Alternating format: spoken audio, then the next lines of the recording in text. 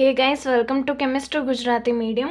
Class 11નું chapter રસાયણ વિજ્ઞાનની કેટલીક પાયાની સંકલ્પનામાં આજનો ટોપિક છે તતુયોગમિતિ અને તતુયોગમિતીય ગણતરીઓ. આ જે તતુયોગમિતિ છે એ પ્રક્રિયકો અને નિપજોના જથ્થા સાથે સંકળાયેલ હોય છે. એક પ્રક્રિયાથી સમજીએ, મિથેનની દહનની પ્રક્રિયા.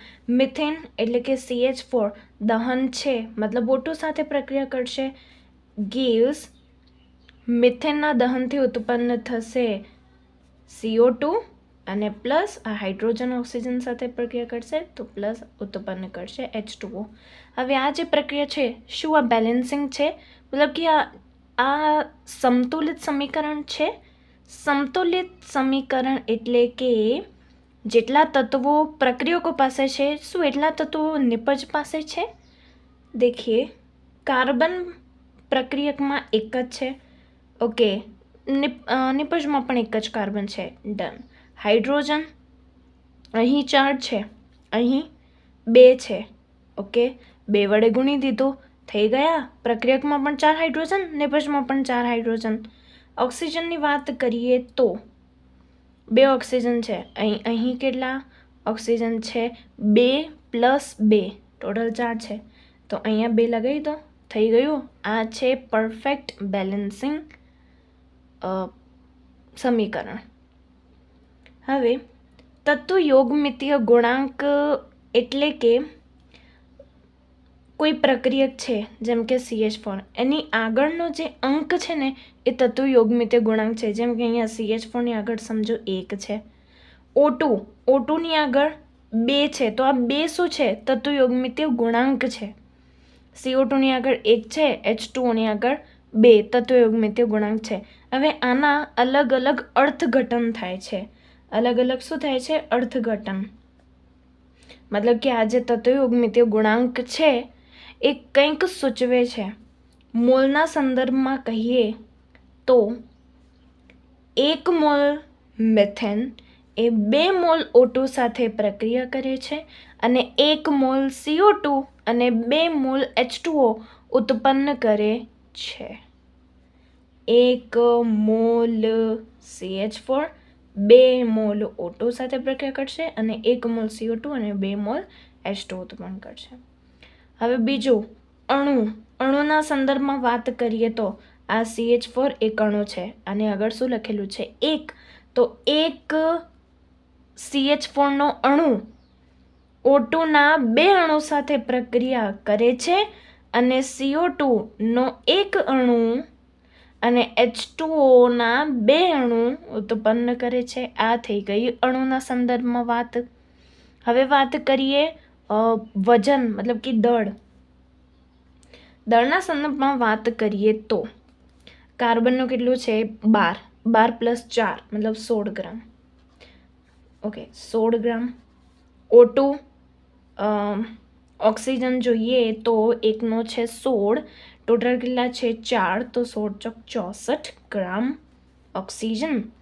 કાર્બનની વાત કરીએ તો 12 + 16 દુ 32, 32 + 12, 32 + 12 44 ગ્રામ.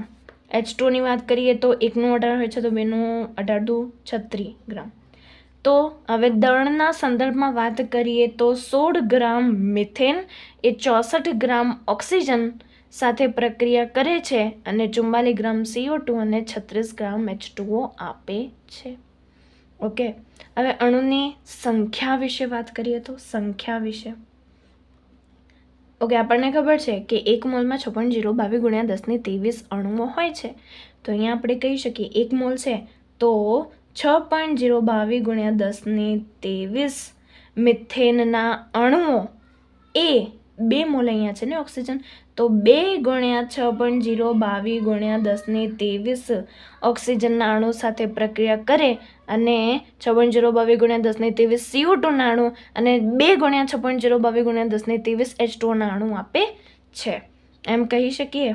ઓકે, 6.022 × 1023 અને અહીંયા કેટલા અણુ આપે છે? 2 × 6.022 × 1023. હવે આ જો પ્રક્રિયા STP એ થતી હોય, STP મતલબ સ્ટાન્ડર્ડ ટેમ્પરેચર એન્ડ પ્રેશર, એટલે કે પ્રમાણિત તાપમાન અને દબાણે થતી હોય તો 1 મોલનું જે કદ હોય છે ને 22.4 લીટર થાય છે. એસટીપી 1 મોલનું કદ કેટલું હોય છે? 22.4 લીટર.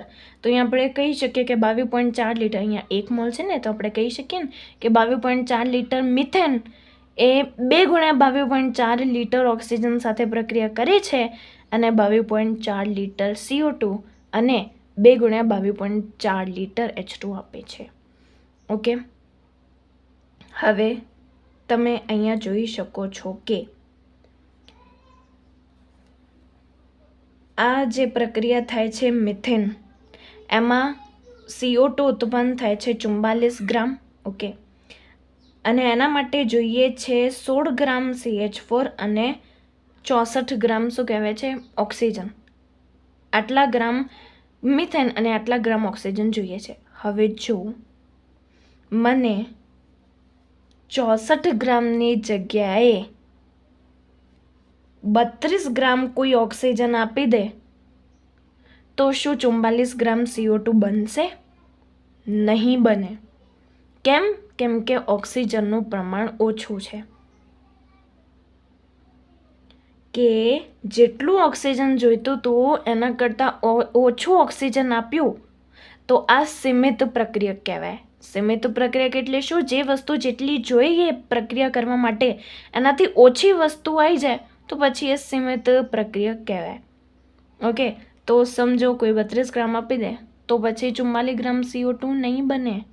અને આ જે 16 ગ્રામ મિથેન છે ને એ 8 ગ્રામ યુઝ થશે પછી પ્રક્રિયા બંધ થઈ જશે. આ 8 ગ્રામ યુઝ થશે અને 32 ગ્રામ આપ્યો તો પછી 32 ગ્રામ અને પછી આ 44નું 44 નહીં બને, 22 ગ્રામ બનીને અટકી જશે. ઓકે, સીમિત પ્રક્રિયકને એક આ રીતે સમજી શકીએ કે જો કોઈ એક પ્રક્રિયા છે A + B gives C, આ એક પ્રક્રિયા છે. આ પ્રક્રિયા થવા માટે મને A 10 ગ્રામ જોઈએ, B મને જોઈએ 5 ગ્રામ, તો જ 15 ગ્રામ C બનશે. હવે જો મને કોઈ A 8 ગ્રામ આપી દે, B તો મને 5 ગ્રામ આપી દે તો પછી આમાં સીમિત પ્રક્રિયક કોણ કહેવાય? સીમિત પ્રક્રિયક કહેવાશે A. કેમ? કેમ કે જેટલું જોઈતું તો 10 ગ્રામ એટલું નથી. ઘણા બાળકો શું કરે છે કે બે પ્રક્રિયકો છે ને 8 ગ્રામ અને 5 ગ્રામ એને કમ્પેર કરે છે. 8 ગ્રામ અને 5 ગ્રામને. તો પછી એમને એમ લાગે છે કે B 5 ગ્રામ છે તો આ જ સીમિત પ્રક્રિયા હશે. ના, આપણને બે પ્રક્રિયાઓમાં જે ઓછું હોય એ નહીં, જે પ્રક્રિયક જેટલું જોઈતું હતું એના કરતાં ઓછું હોય એને ધ્યાનમાં લેવાનું છે. તો અહીંયા આ જે C છે એ 15 ગ્રામ નહીં બને. ઓકે, એનાથી ઓછો બનશે કેમ કે 2 ગ્રામ એ ઓછો છે તો પ્રક્રિયા થોડી પહેલાં જ સ્ટોપ થઈ જશે. આના ઉપર એક ક્વેશ્ચન કરીએ.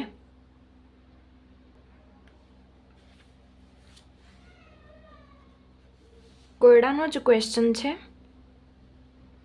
ક્વેશ્ચન છે કે 50 કિલો નાઇટ્રોજન અને 10 કિલો હાઇડ્રોજનને NH3 મેળવવા માટે મિશ્ર કરવામાં આવ્યા. ઉત્પન્ન થયેલા NH3ની ગણતરી કરો અને આ પરિસ્થિતિમાં NH3ના ઉત્પાદનમાં સીમિત પ્રક્રિયકને ઓળખો. ઓકે, આપણને 50 કિલો N2 આપેલું છે અને 10 કિલો H2 આપેલું છે અને પછી ઉત્પન્ન થાય છે NH3.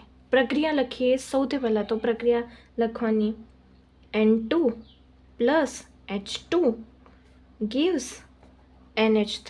શું આ પ્રક્રિયા બેલેન્સ્ડ છે, સંતુલિત છે? ના, નથી. અહીંયા 2 નાઇટ્રોજન છે, અહીંયા તો એક જ છે, લગાવી દો અહીંયા 2.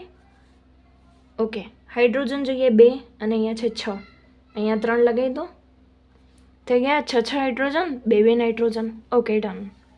હવે પહેલાં તો મતલબ એમનું વજન લખી દો કે એકચ્યુઅલમાં છે કેટલું. જેમ કે નાઇટ્રોજન છે 14 × 28 ગ્રામ, અહીંયા 6 ગ્રામ, અહીંયા થશે 28, 29, 31, 32, 33, અહીંયા થશે 34 ગ્રામ. ઓકે, આનું અર્થઘટન કરીએ તો 28 ગ્રામ નાઇટ્રોજન જ્યારે 6 ગ્રામ હાઇડ્રોજન સાથે સંયોજાય છે ત્યારે 34 ગ્રામ NH3 મળે છે. ઓકે, અર્થઘટન આવી રીતે થાય. હવે અહીંયા આપણને આપ્યું છે 50 કિલો નાઇટ્રોજન. ઓકે, કિલો છે.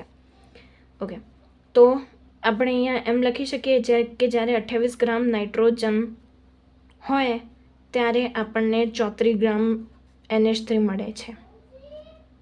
તો જ્યારે 50 કિલો ઇન્ટુ હોય, 50 કિલો મીન્સ કે 0.50 ગ્રામ, 2 દશાંશ ચિહ્ન ખસશે ને, દશાંશ ચિહ્ન 2 સ્થાન ખસશે ને, તો 0.50 ગ્રામ ઇન્ટુ જ્યારે હોય ત્યારે આપણને કેટલો એમોનિયા મળશે? આપણને ગણવું છે એમોનિયા. અને બીજું શું? સીમિત પ્રક્રિયા કોણ થશે? તો 34 ગુણ્યા 0.50, 34 ગુણ્યા 0.50 ભાગ્યા 28. આન્સર કેટલો આવે છે? તો આ આન્સર આવે છે 2400 ગ્રામ NH3 ના 0.60.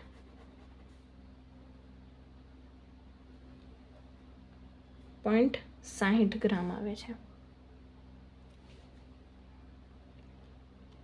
ઓકે, 0.60 ગ્રામ આપે છે. તો આપણને એમ કહ્યું છે કે જ્યારે નાઇટ્રોજન 0.50 હોય ને ત્યારે આપણને એમોનિયા આટલો મળશે. હવે આને એકવાર વેરીફાઈ કરી લઈએ. કેવી રીતે વેરીફાઈ કરશું? એકવાર હાઇડ્રોજનનો કરીને કે 6 ગ્રામ હાઇડ્રોજન હોય તો આપણને મળે છે 34 ગ્રામ એમોનિયા. તો જ્યારે આપણે 0.10 ગ્રામ હાઇડ્રોજન લઈશું તો આપણને આટલો મળવો જોઈએ ને, 0.60 ગ્રામ. ચલો એકવાર વેરીફાઈ કરી લઈએ કે ભાઈ 34 ગુણ્યા 0.10 ભાગ્યા છે. તો આનો આન્સર કેટલો આવશે? આનો આન્સર આવે છે 0.56 ગ્રામ NH3. હવે તમે અહીંયા જોઈ શકો છો કે એમોનિયા જ્યારે નાઇટ્રોજન લઈએ ત્યારે 0.60 આવ્યું અને જ્યારે હાઇડ્રોજન લીધું ત્યારે 0.56 આવ્યું. પ્રક્રિયા પહેલાં જ સ્ટોપ થઈ ગઈ. આ કેસમાં મતલબ સીમિત પ્રક્રિયા કોણ થયો? હાઇડ્રોજન થયો. ઓકે, સીમિત પ્રક્રિયા કોણ થયો? હાઇડ્રોજન થયો. કેમ કે અહીંયા 0.60 આવવું જોયું હતું પણ ના, 0.56 આવ્યું. મતલબ સીમિત પ્રક્રિયા હાઇડ્રોજન છે, નાઇટ્રોજન નથી. મતલબ હાઇડ્રોજન જેટલો આપેલો છે ને 10 કિલો એ ઓછો છે, હજી થોડો વધારે જોઈતો હતો. તો થઈ ગઈ. NH3 કેટલું મળશે? 0.56 મળશે કેમ કે પ્રક્રિયા પહેલાં જ સ્ટોપ થઈ જશે. બીજું સીમિત પ્રક્રિયા કોણ છે? હાઇડ્રોજન છે. આવો જ ક્વેશ્ચન એક બીજો કરીએ.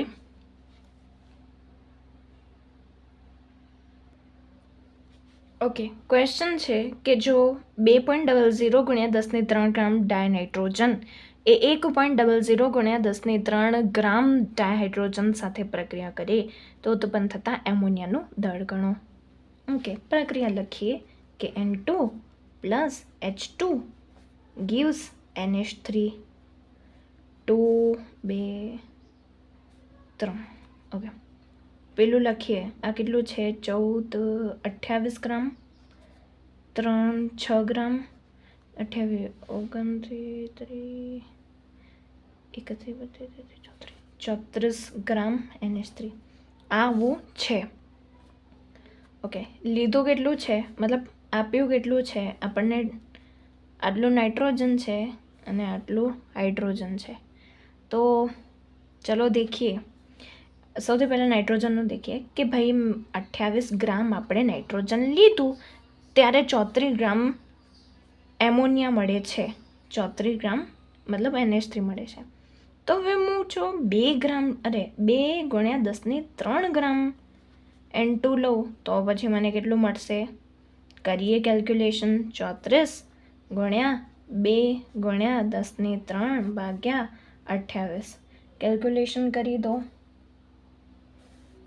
देखो 14 17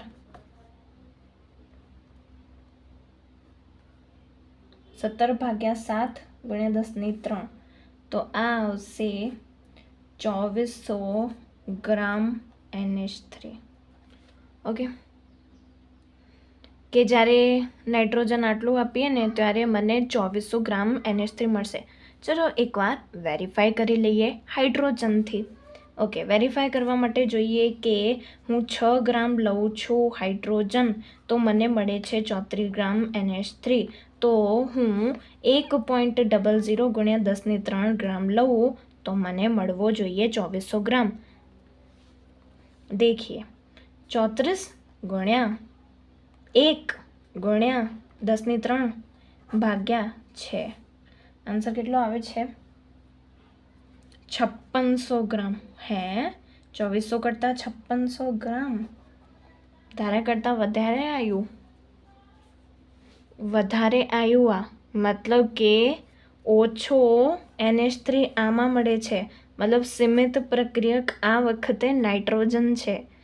ચોર હાઇડ્રોજન નથી, ચોર નાઇટ્રોજન છે. મતલબ નાઇટ્રોજન સીમિત પ્રક્રિયક છે. કેવી રીતે ખબર પડી એવી રીતે કે ભાઈ આ બેમાંથી ઓછું એમોનિયા આમાં મળે છે. મતલબ પ્રક્રિયા આના કારણે મીન્સ નાઇટ્રોજનના કારણે સ્ટોપ થઈ જાય છે. ઓકે, તો ફાઇનલી મળશે કેટલું 2400 ગ્રામ NH3. મતલબ આપણને જે નાઇટ્રોજન આપ્યું છે ને 2 × 10³ ગ્રામ નાઇટ્રોજન એ ઓછો છે. હજી થોડો બીજો આપો, બાકી હાઇડ્રોજન તો બરાબર છે. Okay, done. હવે નેક્સ્ટ કરીએ આપણે એકમો. હવે જોઈએ સાંદ્રતાના એકમો, મતલબ કે દ્રાવણોમાં પ્રક્રિયાઓ. દેખો આપણે લેબમાં સાંદ્રતાના જુદા જુદા એકમો સાથે ડીલ કરતા હોઈએ છીએ, જેમ કે મોલારિટી, નોર્માલિટી, પછી મોલ અંશ, દળથી ટકાવારી. દવા ઉપર લખેલું હોય છે 10% W/W, એનો મતલબ શું? આ બધું કેમિસ્ટ્રીમાં છે જે આપણને સમજવાનું છે. તમારા સિલેબસમાં ફિલહાલ 11th ક્લાસમાં આ જે ફર્સ્ટ ચેપ્ટર છે એમાં તો ખાલી 4 જ એકમો છે. કયા છે? percentage of W/W મતલબ દળ ટકાવારી, મોલંશ, મોલારિટી અને મોલાલિટી.